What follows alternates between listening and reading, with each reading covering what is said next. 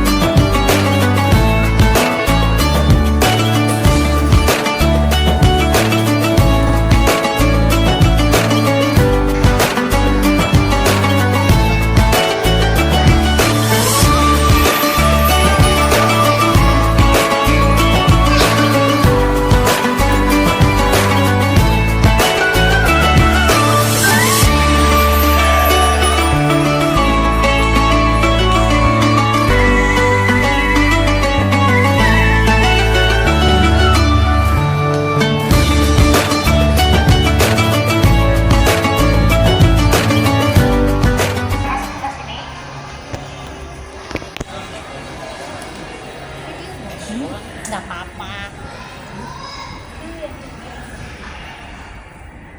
Baik, Bapak sekalian, ini adalah area pertama dari Galeri Rasulullah, dan di sini kita akan melakukan tayangan terlebih dahulu. Boleh terlepas sambil duduk ya, ke sebelah sini dulu. Jadi boleh maju sedikit lagi. Nah, stop sebelah sini aja nontonnya. Ini dengan durasi sekitar 5 menit.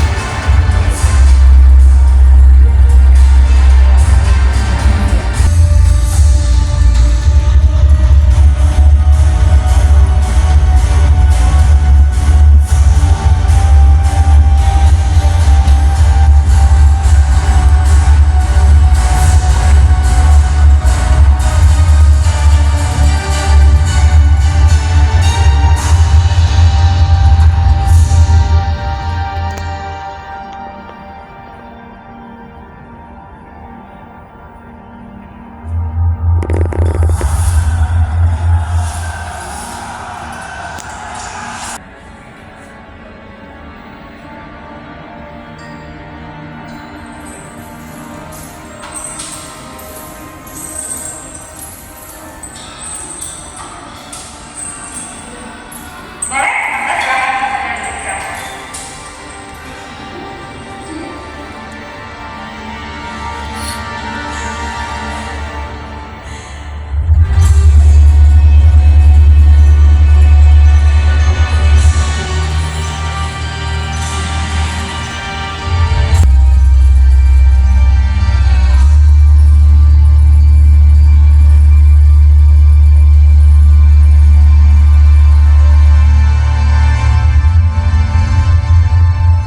Kemudian lahirlah seorang pemenang, yaitu Nabi terakhir yang bernama Nabi Muhammad SAW. Kita bisa berangkat pada saat itu karena keilmuan adalah terhadap Ka'bah yang ramai dikunjungi oleh banyak orang, sedangkan tempat ini dan ke Arab, bahkan jauh sebelum sampai ke Arab, Abraham ini sudah dikalahkan oleh burung-burung agama yang menggambarkan. Baik, Bapak Ibu sekalian, kita bisa dijelaskan oleh Pak Surga saya, yaitu Pak Restu. Silakan. Assalamualaikum Bapak Ibu dan kakak-kakak sekalian. Selamat datang di fase praktek seperti Injil dan Taurat. Dan bisa dilihat di Nabi Muhammad SAW yang setiap dahan dan cabangnya itu saling berhubungan, yang menunjukkan bahwa itu adalah garis keturunan. Ya, dan di sebelah sini mari kita lihat, di sini ada mendapatkan pendidikan akhlak yang murni dan bahasa pada saat itu, karena memang tradisi di Arab seperti itu pada saat itu. Dan kemudian pulang kembali ke pangkuan ibundanya pada usia 4 tahun, dan pada usia tersebut dalam kurungan. Dan setelah itu Nabi Muhammad diasuh oleh kakeknya Abdul Muthalib yang menjadi tokoh penting di kaum Quraisy pada saat itu yang paling disegani, sehingga Nabi Muhammad kecil pada saat itu mendapat perlakuan yang istimewa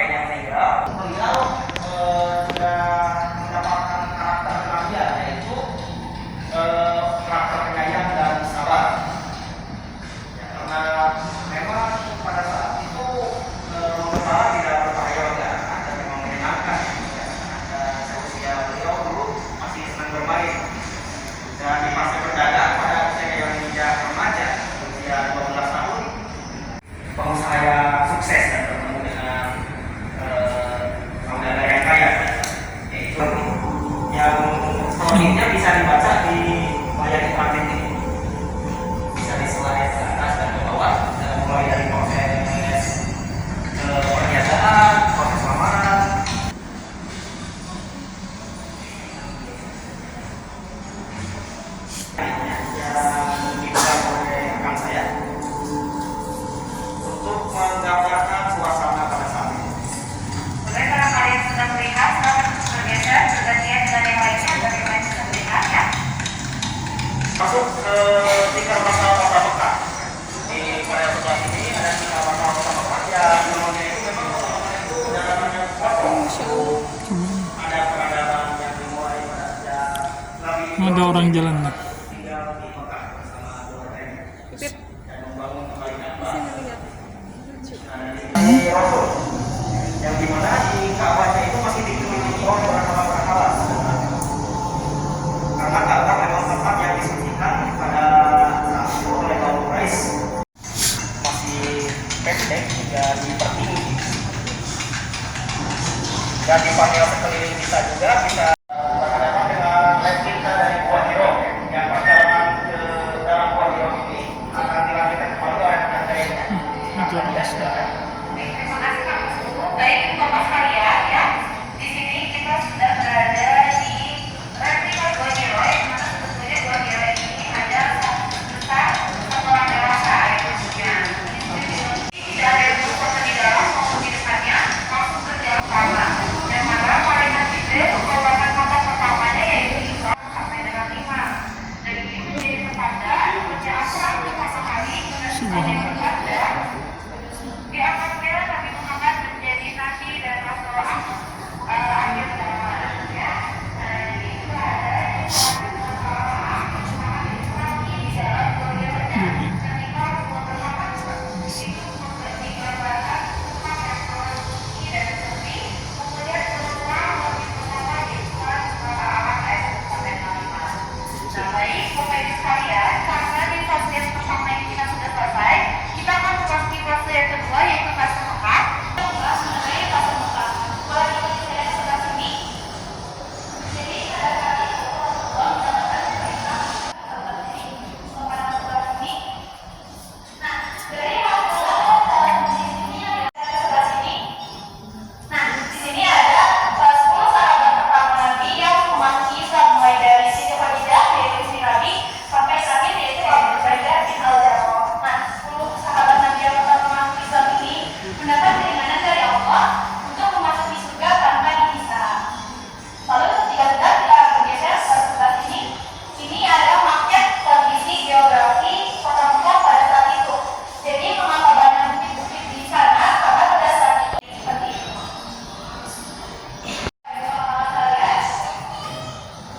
Nah setelah dapat secara kondisi Rasulullah mendapatkan firman atau secara perasaan yang dilakukan di sini. Nah Rasulullah mendapat bantuan mulai dari diejek, dihina, ditertawakan, bahkan sampai dilempar oleh orangutan pada saat itu. Lalu karena mendapatkan gangguan dan tekanan dari kaum kafir Quraisy, Rasulullah pun mendapat perintah untuk hijrah ke Habasyah. Nah hijrah ke Habasyah ini dipisahkan menjadi 2 gelombang. Gelombang pertama itu 15 orang dipimpin oleh Utsman bin Affan. Lalu gelombang kedua berjumlah 100 orang yang dipimpin oleh Ja'far bin Habasyah ini. Kenapa Rasulullah memilih Habasyah sebagai tempat hijrah pertama? Karena pada saat itu Habasyah merupakan negeri damai yang dipimpin oleh seorang pemimpin yang adil yang bernama Raja Najasyi. Dan akhirnya Raja Najasyi pun masuk Islam. Itu tahu kesedihan Rasulullah.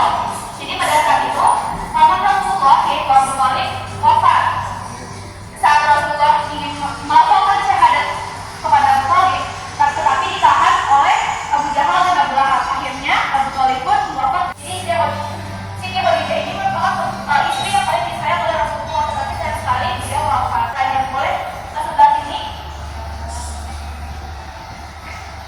Jadi perjalanan yang dilakukan Rasulullah adalah perjalanan yang kalian boleh masuk untuk melihat semua perjalanan yang dilakukan. Silakan sebelah sini. Tayangannya sudah mulai. Oke, mulai. Ciko jangan deket-deket Ciko nggak apa. Untuk bapak-bapak yang berada di depan boleh saja biar yang di belakangnya kelihatan ya. Duduk aja kok, Bun. Jadi merupakan gambaran Rasulullah ketika perjalanan Islam itu Kapas mobil laskar Kapas mobil laskar itu.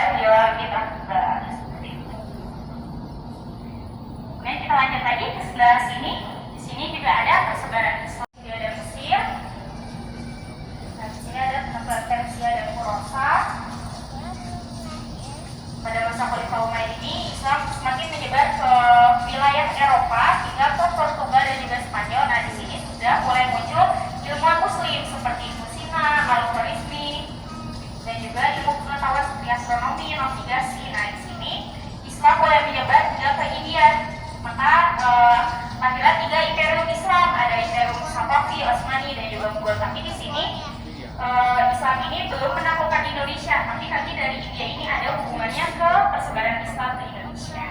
Ada haji wada yang dimana haji wada ini dikenal dengan haji perpisahan. Jadi pada haji wada ini Rasulullah merasa bahwa usianya tidak lagi panjang sehingga beliau mengumpulkan 120.000 jemaah haji untuk bersama-sama melakukan ibadah haji yang benar. Nah, ini adalah suasana pada saat sedang berhaji wada.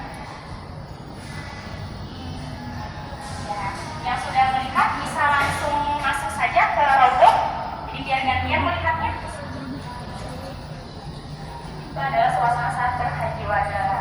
Jadi ada ilustrasi Rasulullah juga adalah jadi jarak antara dan juga Rasulullah. Jadi jaraknya itu disebut dengan Raudhah. Silakan kalau ingin berfoto-foto dulu sebelum nanti dilanjutkan ke fase yang terakhir. Jarak antara Rasulullah dengan ibunya. Baik, ibu bapak sekalian, silakan untuk berfoto terlebih dahulu sebelum kita melanjutkan.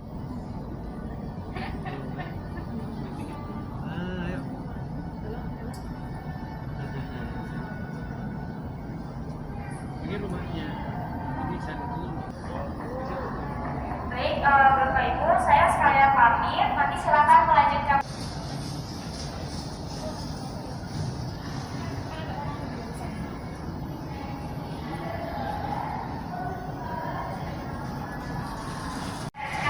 Perjalanan kita ke fase yang terakhir dari perjalanan Rasulullah ini, yang mana jalur darat dan jalur laut.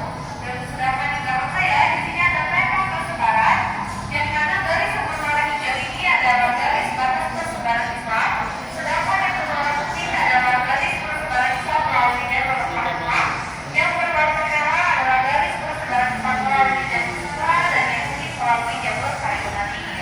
Dan di sini bisa kita lihat ada bagaimana masuknya ke Indonesia. Nah, di sini nama-namanya masih nama-nama daerah di Nusantara sebelum Indonesia merdeka.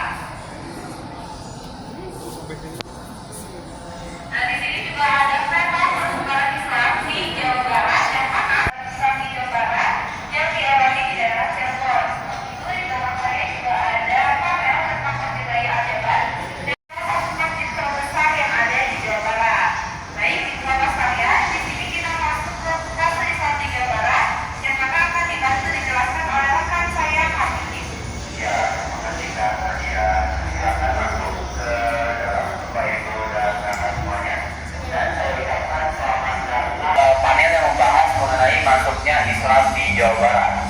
Yang dimana masuknya Islam di Jawa Barat ini diawali dengan pendekatan kultural atau budaya seperti pernikahan dan juga perdagangan. Kemudian pada saat itu peran ulama di tengah-tengah masyarakat adalah membangun masjid dan juga musola sebagai pusat kajian, pembelajaran dan juga pusat dakwah untuk mengenalkan Islam di tengah-tengah masyarakat.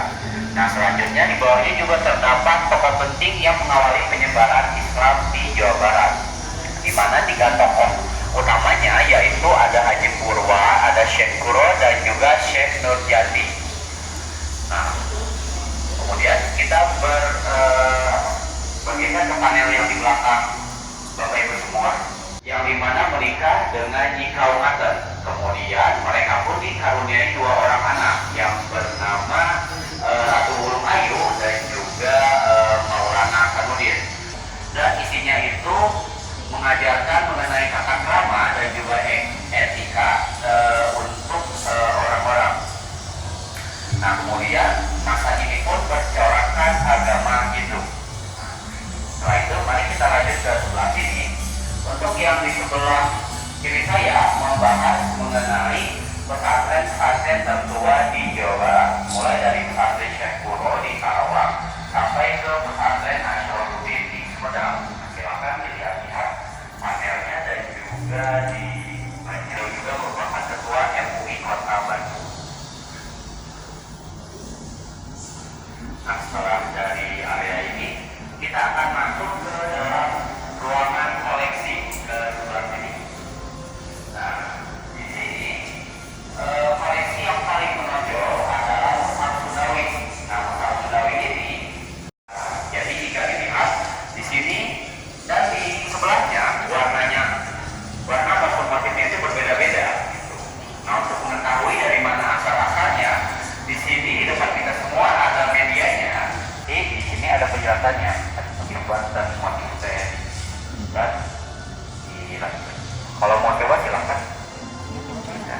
dicobain aja dan bergantian ya. Kunjung saja. Ya, jadi wadah yang sebesar ini tidak bisa menampung sampai 30. Nah, di sini juga ada kaligrafi yang mengakulturasi dengan budaya-budaya Jawa Barat. Dimulai dari Masjid Agung dari Cirebon sampai ke Masjid Agung Manojaya di Tasikmalaya. Silakan tidak lihat paket yang berisikan dengan masjid-masjidnya.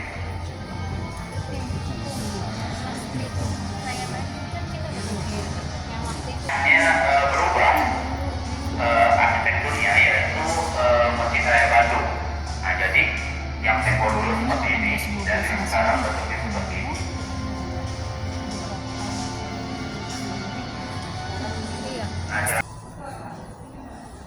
Nah, selain itu juga di depan kita di sini juga ada 3 tokoh dari arsitek masjid-masjid modern, yang dimana kita semua tahu bahwa Bapak Ridwan Kamil merupakan arsitek dari Masjid Raya Al-Jabar.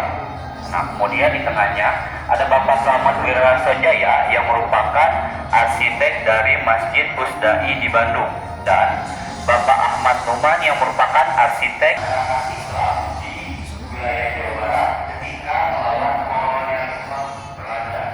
Nah, silakan dilihat panel yang ada di sekitar dan juga diorama yang ada di depan.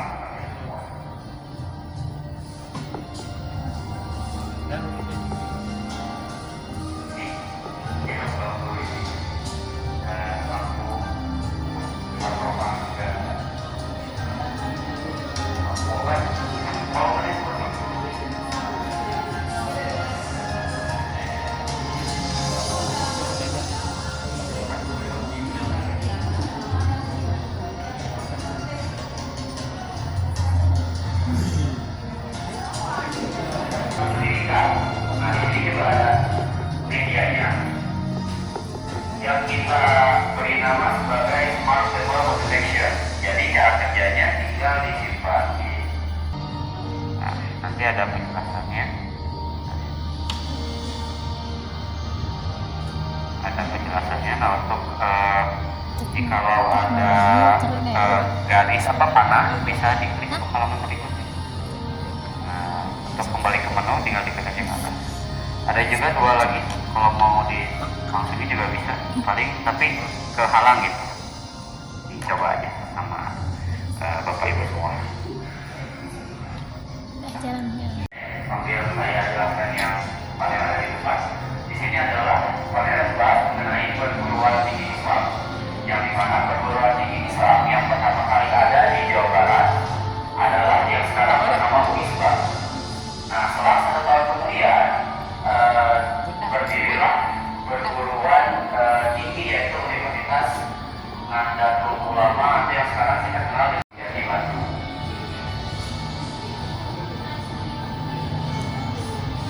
Nah, kita dari Jawa Barat. Nah, yang dimana NU Muhammadiyah Sensis itu terbentuk ketika periode pra kemerdekaan. Sampai di sini juga ada periode 1998 sampai sekarang. Silakan dilihat ya. Silakan duduk dulu di sini.